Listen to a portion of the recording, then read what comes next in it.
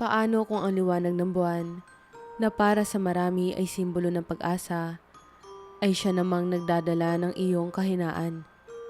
Ito ang kwento ni Arabel, isang dalaga na nakatali sa kapangyarihan ng araw at kahinaan ng gabi. Ako si Arabel, isang babaeng tila isinumpa ng buwan. Sa liwanag ng araw, malakas ako. Kaya kong baguhin ang daloy ng hangin, gawing ulan ang tuyong kalangitan, at patahimikin ang galit ng lupa. Ngunit sa sandaling sumilip ang buwan, lalo na kapag bilog na ito, ang lahat ng lakas ko ay naglalaho. Wala akong magawa kundi magtago, maghintay sa dilim, at umasang hindi ako mahahanap ng mga nilalang na naghahanap sa akin. Noong gabing iyon, maliwanag ang buwan, parang isang bantay na walang tigil sa pagtutok sa akin. Tumakbo ako sa masukal na kagubatan ng Silveria, ang tanging lugar kung saan may pag-asa akong makatakas mula sa mga umbrawan, mga nilalang na nangangaso sa mga kagaya ko. Naririnig ko ang pagkuluskos ng mga dahon sa likuran, at sa bawat hakbang ko, parang mas lumalapit sila. Naramdaman ko ang pagkatalo sa bawat hibla ng aking katawan. Ang lakas ko ay parang naubos, kasabay ng pagsikat ng buwan. Napahawak ako sa puno, nanginginig at nagdarasal na sana ay hindi nila ako makita. "Huwag mo na ngayon," bulong ko sa sarili. Parang nakikiusap sa kapalaran. Ngunit hindi ako kailanman sinuwerte sa ilalim ng liwanag ng buwan. Isang matinis na huni ang narinig ko. Ang tunog ng isang umbrawan. Parang nasa likod ko lang sila. Mabilis akong yumuko at tumakbo papunta sa mas madilim na bahagi ng kagubatan. Kahit halos wala na akong makita. Ang mga paa ko ay nasugatan ng mga tinik at ang malamig na hangin ay parang yelo sa aking balat. Ngunit mas nakakatakot ang ideya ng mahuli. Dahil alam ko na wala akong laban sa kanila. "Halika na, Arabel. Hindi ka na makakatakas," sabi ng isa sa kanila. Ang boses ay parang gumapang sa paligid ko. Napatingin ako sa kanan, kaliwa, at sa itaas. Wala akong makita, pero ramdam kong papalapit sila. Nang akmang susuko na ako, naramdaman ko ang kakaibang presensya. Hindi ito tulad sa mga umbrawan. Hindi ito malamig at hindi ito nakakatakot. May kakaibang init sa hangin na nagbigay sa akin ng konting lakas. At doon ko siya nakita. Lumabas siya mula sa kadiliman. May hawak na espada na kumikislap sa liwanag ng buwan. Ang kanyang mga mata ay parang dagat na payapa, ngunit puno ng misteryo. Isang estranghero, pero sa hindi maipaliwanag na dahilan, alam kong ligtas ako sa kanyang presensya. Tumayo siya sa pagitan ko at ng mga umbrawan. Sa kanyang tindig ay parang pader na hindi matitinag. "Layuan niyo siya," madiin niyang sinabi. Ang boses niya ay mababa pero puno ng otoridad. Sa isang iglap, sinugod siya ng mga umbrawan. Ngunit mabilis niyang naitaboy ang mga ito gamit ang espada niya. Napako ako sa kinatatayuan ko. Hindi makapaniwala sa nasasaksihan. Hindi ko alam kung sino siya, pero alam kong siya ang sagot sa dasal ko. Matapos ang labanan, lumapit siya sa akin. Ang kanyang mukha ay puno ng determinasyon, ngunit may bahid ng lambing. "Ligtas ka na," sabi niya. "Anong ginagawa mo sa kagubatan sa ganitong oras?" Hindi ako makapagsalita. At sa wakas, isang "salamat" lang ang lumabas sa bibig ko. Hinawakan niya ang kamay ko at sa unang pagkakataon sa gabing iyon, nakaramdam akong hindi na ako nag-iisa. Sinundan ko siya habang tinatahak namin ang makitid na daan palabas ng kagubatan. Ang bawat hakbang niya ay maingat, ngunit mabilis. Parang sanay na sanay siya sa lugar na iyon. Ako naman, hirap makahakbang dahil sa sugat na dulot ng mga tinik at batong tumama sa mga paa ko kanina. Sinubukan kong huwag magpakita ng kahinaan. Pero nahulog ang atensyon niya sa akin nang makita niya akong bahagyang napapangiwi. Teka, sabi niya, tumigil siya at lumuhod sa harapan ko. Hindi ko alam kung anong gagawin. Kaya nanatili akong tahimik. Nanonood habang binubuksan niya ang isang maliit na supot sa kanyang balikat. Doon ay may mga halamang gamot at benda. Magaling ka sa laban, pero hindi sa pag-iwas sa mga tinik. Pabiro niyang sabi habang nililinis ang sugat sa paa ko. Hindi ako nakasagot. Hindi ko alam kung paano ko tatratuhin ng ganitong uri ng kabaitan. Isang bagay na bihira kong maranasan. Sino ka ba? Tanong ko nang matapos siya sa ginagawang pag-aalaga. Bakit mo ako tinutulungan? Umangat ang tingin niya sa akin at parang sandaling tumigil ang mundo sa paraan ng pagtingin niya. Kael ang pangalan ko, sagot niya. At hindi ko kayang pabayaan ang isang tao na hinahabol ng umbrawan. Lalo na alam kong wala kang kapangyarihan sa ilalim ng buwan. Nanlamig ang katawan ko. Alam niya ang tungkol sa akin. Hindi ito karaniwang kaalaman. Maliban na lang kung may malalim na dahilan kung bakit alam niya ang tungkol sa sumpa ko. Paano mo nalaman? Hindi ko napigilan ang sarili kong magtanong. Tulad mo, hindi ko rin ginusto ang buhay na ito. Sabi niya, tumayo siya at tumingin sa paligid. Parang sinusukat kung ligtas pa rin kami. Pero hindi ito ang tamang oras para pag-usapan yon. Mas mahalaga ngayon na makaalis tayo rito bago sila bumalik. Habang naglalakad kami, hindi ko maiwasang mapansin ang kakaibang aura niya. May kung anong misteryo sa likod ng bawat galaw niya. Isang lihim na hindi niya pa sinasabi. Alam kong dapat mag-ingat ako. Hindi ko siya kilala. Pero bakit tila handa akong magtiwala sa kanya? Sa kalagitnaan ng katahimikan, huminto siya. Itinuro niya ang isang maliit na kubo na halos natatakpan ng mga punong kahoy. Dito tayo magpapalipas ng gabi. Ligtas dito at hindi nila alam ang lugar na to. Ano ka ba talaga, Kael? Tanong ko habang tinitignan ang maliit na kubo. Siguro naman, hindi ka ordinaryong tao, di ba? Ngumiti siya, pero may lungkot sa kanyang mga mata. Hindi sa ngayon, sagot niya. Pero isang araw, ipapaliwanag ko sa iyo ang lahat. Sa ngayon, magtiwala ka lang muna. Hindi kita sasaktan. Gusto ko sanang magtanong pa, pero napagod na ako. Tumango na lang ako at sumunod sa kanya papasok sa kubo. Sa loob, naglagay siya ng ilaw mula sa isang lumang lampara. Sapat para makita ko ang kabuuan ng lugar. Simpleng silid ito. May kama at ilang gamit. Inalok niya ako ng pagkain. Pero hindi ako makainom o makakain ng kahit ano dahil sa dami ng tanong na gumugulo sa isipan ko.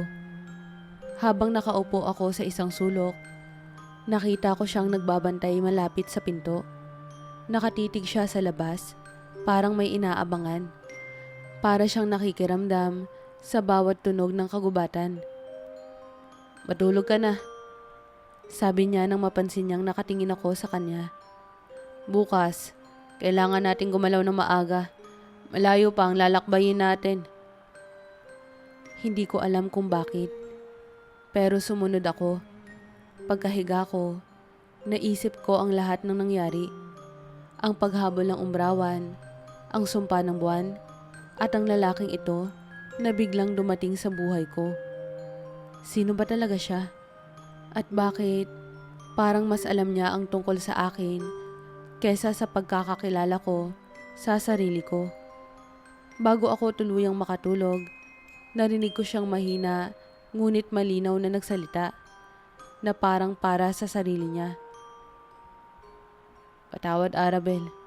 pero hindi ko maiiwasang maging bahagi ng kapalaran mo. At doon ko naramdaman na hindi lang simpleng tagapagligtas si Kael. Isa siyang bahagi ng kwento ko at malamang ng sumpa ko rin. Pagmulat ko ng mata, bumungad ang mahinang sinag ng araw na sumisilip sa mga siwang ng dingding ng kubo. Parang ginhawa ang dulot ng liwanag, ngunit hindi ko maalis sa isip ang sinabi ni Kael kagabi. Patawad, Arabel. Bakit siya humihingi ng tawad? At ano ang ibig sabihin niya sa bahagi siya ng kapalaran ko? Nakaupo siya malapit sa pinto, hawak ang espada niya habang nakatingin sa labas. Para bang hindi siya natulog buong gabi. Gising ka na, sabi niya nang maramdaman niyang gumalaw ako. Halika na at kailangan na nating umalis. Tumayo ako, sinisikap takpan ng kaba sa dibdib ko. Hindi ko alam kung saan kami pupunta, pero alam kong wala akong ibang pagpipilian. Pinaikot ni Kael ang kanyang espada sa likod niya at sumenyas para sundan ko siya. Habang binabaybay namin ang mas malalim na bahagi ng kagubatan, naramdaman kong nagbabago ang paligid. Mas makapal ang mga puno, mas madilim ang daan, at tila may bigat ang hangin na hindi ko maipaliwanag. Kael, tanong ko, saan mo ba talaga ako dadalhin? Sa ligtas na lugar, sagot niya, ngunit hindi siya tumingin sa akin. May kailangan kang malaman at may kailangan tayong gawin. Anong kailangan kong malaman? Itinigil ko ang paglalakad, pinilit siyang humarap sa akin. At ano ba talaga ang alam mo tungkol sa akin? Sa wakas, tumigil siya at humarap. Sa mga mata niya, nakita ko ang mabigat na pasanin na tila matagal na niyang dala. Ang sumpa mo, sabi niya. May paraan para mabasag yon, pero hindi magiging madali. Halos hindi ako makahinga sa narinig ko. Anong ibig mong sabihin? Hindi ko masasabi ang lahat ngayon, pero kailangan nating pumunta sa Silverian Abyss. Nandoon ang sagot. Ang Silverian Abyss. Ang lugar na iyon ay kilala sa alamat bilang tahanan ng pinakamadilim na lihim ng kagubatan. Sino mang nagtangkang pumunta roon ay hindi na bumalik. At bakit mo naman nasabi na nandun yung sagot? Dahil nandoon ang lahat ng sagot. Di mo man gusto yun, Arabel. Kailangan mong harapin ang dahilan kung bakit ka isinumpa. Hindi na ako nakapagsalita. Sa totoo lang, natatakot akong malaman ang katotohanan. Pero mas takot ako sa ideya na manatili sa ganitong buhay. Isang buhay na kontrolado ng buwan. Isang buhay na laging nagtatago. Kaya sa kabila ng takot, sumunod ako kay Kael. Ang daan patungo sa Silverian Abyss ay puno ng pagsubok. Una, kinailangan naming tumawid sa isang makitid na tulay na gawa sa mga ugat ng puno. Sa ilalim nito, isang walang hanggang dilim na tila handang lamunin ang sinumang mahulog.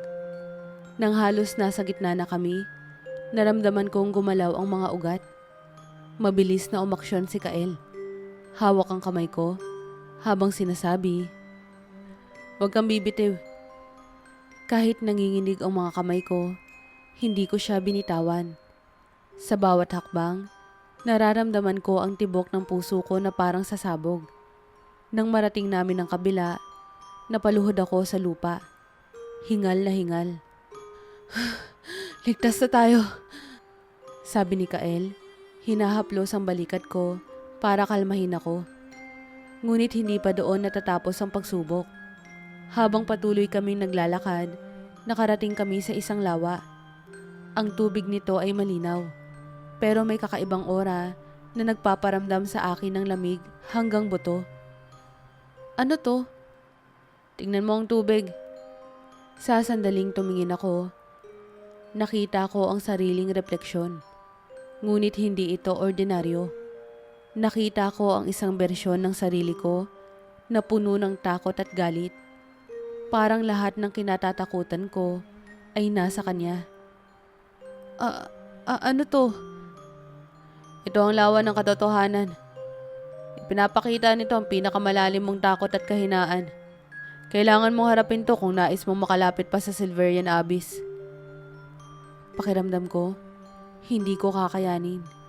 Ngunit naroon si Kael, nananatili sa tabi ko. Hawak ang kamay ko. Kaya mo to. Aniya, ang boses niya ay puno ng paniniwala. Harapin mo ang sarili mo. Hindi ko to kayang gawin para sa'yo. Sa kabila ng takot, lumapit ako sa tubig. Tinitignan ko ang refleksyon ko. At unti-unti kong naramdaman ang bigat ng lahat ng pinanghahawakan kong takot. Ngunit sa gitna ng lahat ng yon, narinig ko ang boses ni Kael. Arabel, hindi ka nag-iisa. At sa sandaling iyon, naramdaman kong kaya ko. Tumayo ako, humarap sa sarili kong takot at piniling hindi umatras. Nang tuluyang maglaho ang refleksyon, ang tubig ng lawa ay naging malinaw ulit. At alam kong nalampasan ko ang unang hakbang patungo sa pagharap ng aking sumpa. Ang Silverian Abyss ay mas nakakatakot kaysa sa mga kwento ng alamat. Ang lupa nito ay parang nabubuhay at ang hangin ay puno ng misteryo.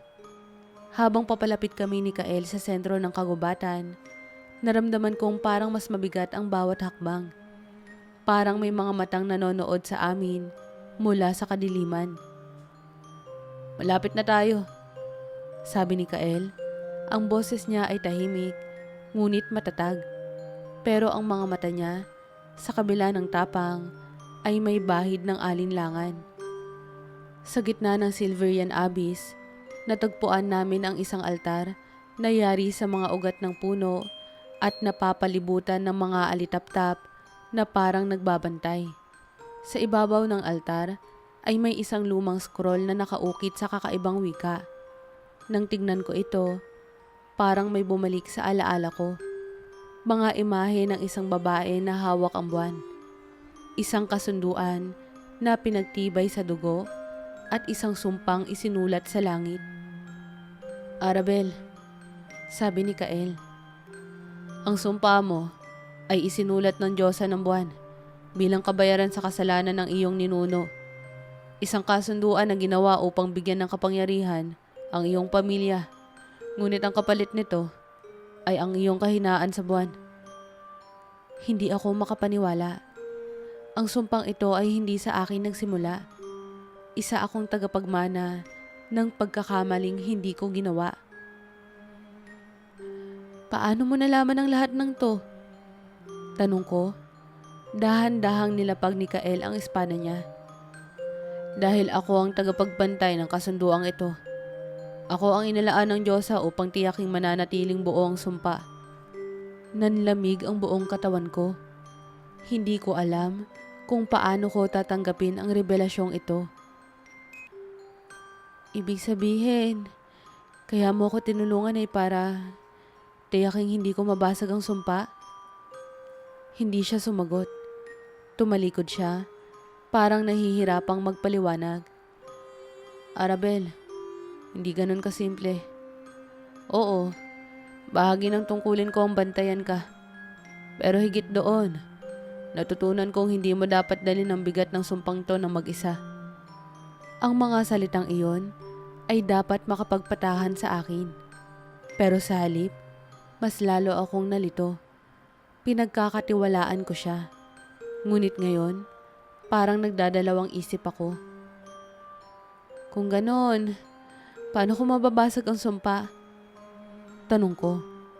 May paraan. Ngunit nangangailangan to ng sakripisyo.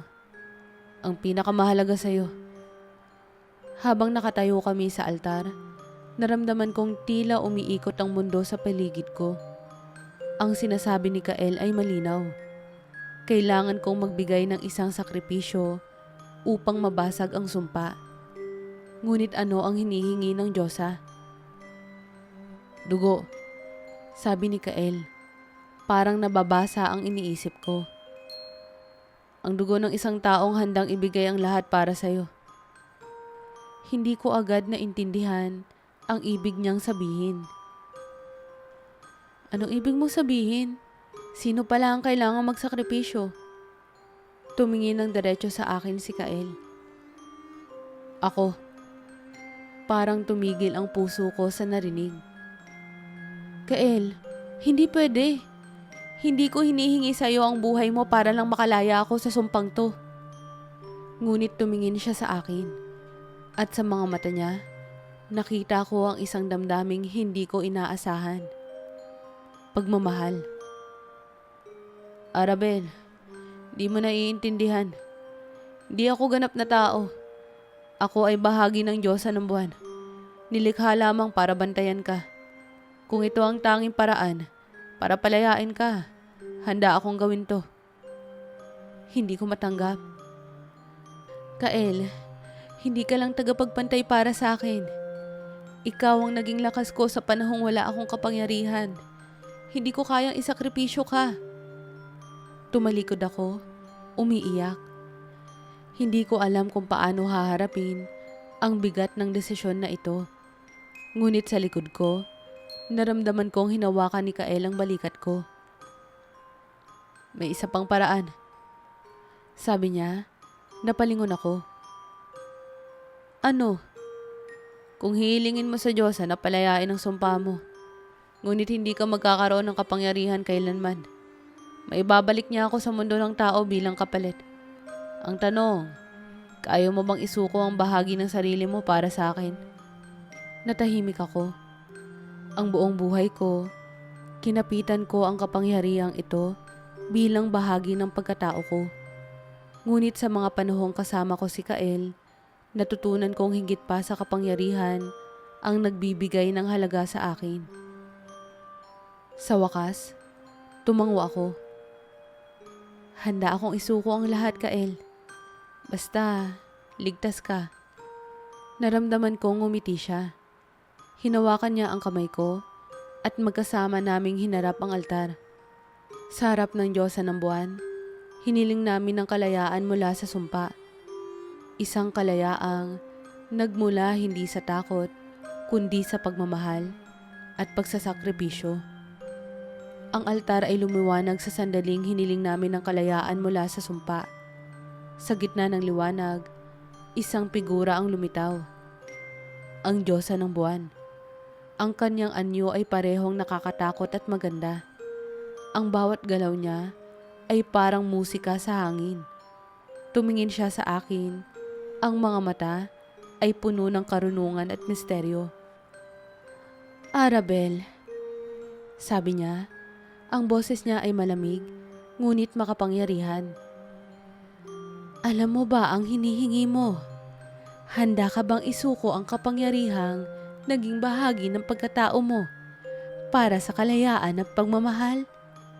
Tumango ako, kahit naramdaman kong nanginginig ang buong katawan ko. Opo, handa akong isuko ang lahat, basta maligtas si Kael. Tumingin ang Diyosa kay Kael, na nananatiling tahimik sa tabi ko. At ikaw, Kael, tagapagbantay ng sumpa, handa ka bang bitawan ang ugnayan mo sa akin at maging ganap na tao? Isang nilalang na mahina, ngunit may kalayaang magmahal. Handa po ako, sagot ni Kael nang walang alinlangan. Hindi ko napigilan ang mga luha ko. Siya na nilikha upang maging bahagi ng Diyosa ay handang talikuran ang lahat para sa akin. Iniangat ng Diyosa ang kamay niya at naramdaman ko ang bigat ng kanyang kapangyarihan. Kung gayon, ang sumpa ay mawawala, ngunit kapalit nito, mawawalan ka ng kapangyarihan, Arabel. At Kael, ikaw ay magiging tao, ngunit hindi mo maaaring balikan ang iyong pinagmulan. Sa isang iglap, ang liwanag ay naging matindi at naramdaman kong parang hinigop ang lahat ng lakas mula sa katawan ko. Ngunit sa halip na takot, naramdaman ko ang ginhawa. Parang isang malaking bigat ang nawala. Nang maglaho ang liwanag, tumayo ako. Hinanap si Kael. Naroon siya, nakatingin sa akin. At sa unang pagkakataon, ramdam kong pareho kaming malaya. Pagkatapos ng sakripisyong iyon, ang mundo ay parang nagbago. Sa unang pagkakataon, naramdaman ko ang sinag ng buwan nang walang pangamba. Wala na ang sumpa. Wala na ang bigat na laging daladala ko tuwing gabi. Ngunit higit pa doon, naroon si Kael. Sa harapan ko, siya na ngayon ay isang ganap na tao. Ang mga mata niya ay puno pa rin ng misteryo. Ngunit ngayon, naroon na rin ang init at lambing na alam kong totoo. Malaya na tayo, Arabel. Sabi niya, hawak ang kamay ko. Ang mga simpleng salitang iyon ay parang musika sa puso ko. Hindi ko mapigilang ngumiti.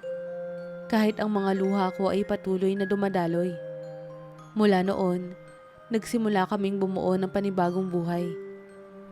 Kasama si Kael, natutunan kong hindi kailangan ng kapangyarihan upang maging malakas.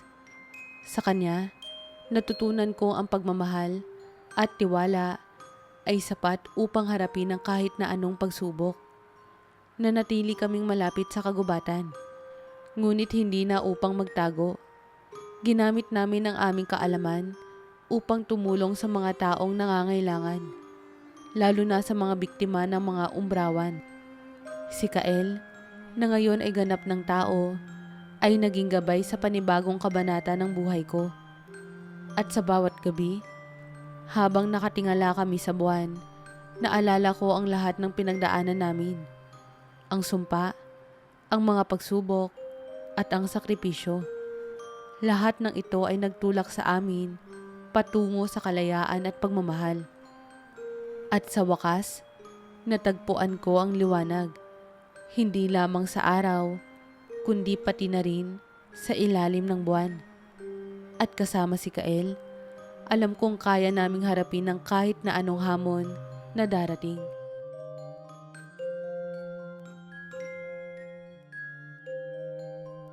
Kamusta po kayo? Taos-puso po akong nagpapasalamat sa patuloy niyo pong pagsubaybay. Huwag niyo po sanang kakalimutang mag-like at mag-subscribe. Welcome na rin po sa mga bago kong subscribers.